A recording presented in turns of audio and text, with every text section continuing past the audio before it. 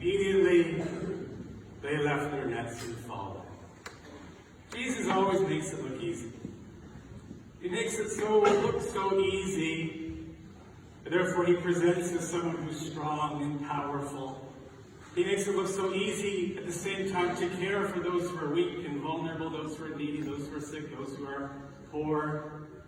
He comes across as strong when he does that, yet consistently caring and able to follow through, doesn't get distracted, doesn't get down, doesn't get determined, and yet at the same time, if we know the whole story, we do know the whole story, that the beauty of the Christian God is the fact that our Christian God is one who actually became weak and humble in service of us, went all the way to a cross and died for us.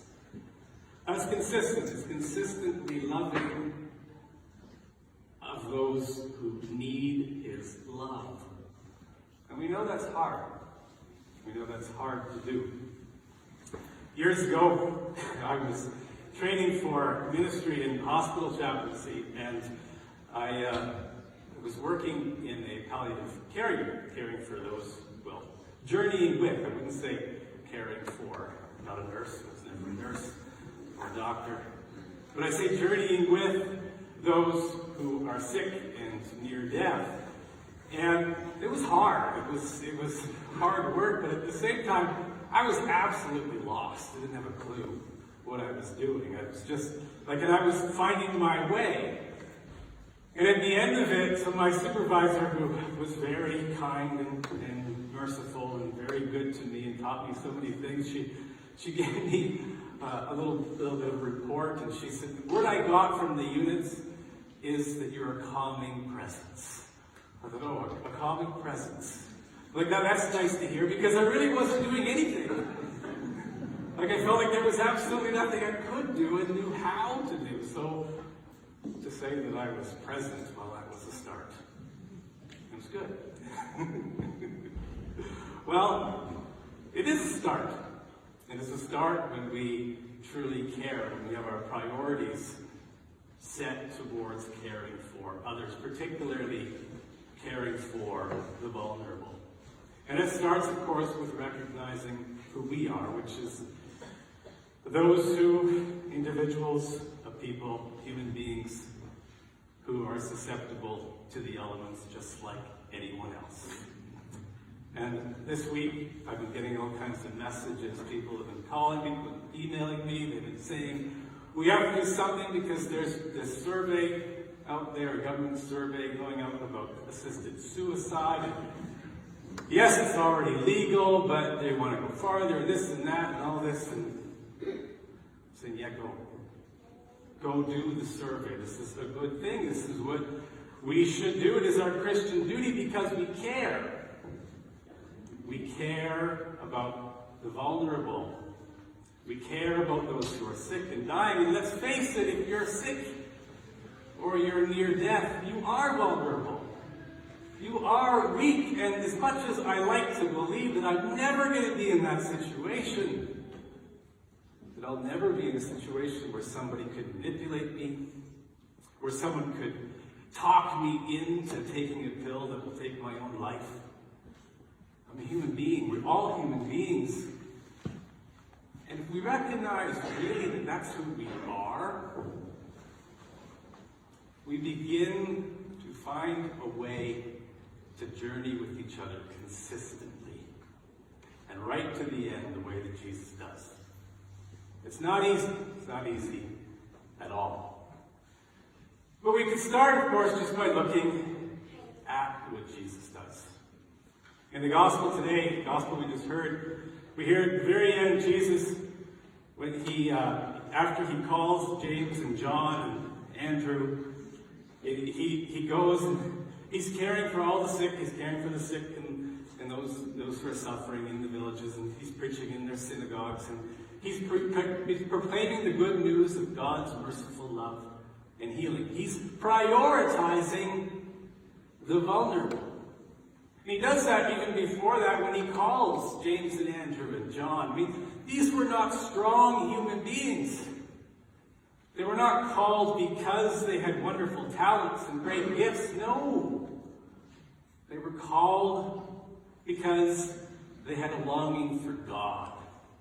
Somewhere it was there. And God doesn't ever look the other way when he sees a longing for love. We have a God who seeks relationship with us. And yes, it's idealistic. We think the way Jesus just walks along and these guys are fishing along the beach and Jesus says, hey, come follow me. They drop everything and go. Well, caring for the sick and for the vulnerable, for the needy. That's a nice way of looking at it, but it doesn't work that way. It's a little harder. It's a little harder work. Jesus, going back further in the gospel, the same passage that we heard today, he recognizes that the good news that he is bringing is meeting resistance, and it's going to meet resistance by his own people. He's not ready to take that on. He recognizes his own limits, and he pulls back to Galilee. He goes back into the land of Zebulun and Naphtali. He goes essentially what Isaiah calls to the pagan peoples, to the non-believers, to those who weren't on board with where Jesus' tribe had been going. Isaiah calls them the people who God once held with contempt. And yet it's described both by Isaiah and again repeated in the gospel that Jesus, just being there with them, just being present, is a source of light, a source of hope and peace. That the presence of God is a grace to these people that lifts them up. And Jesus doesn't have to do much.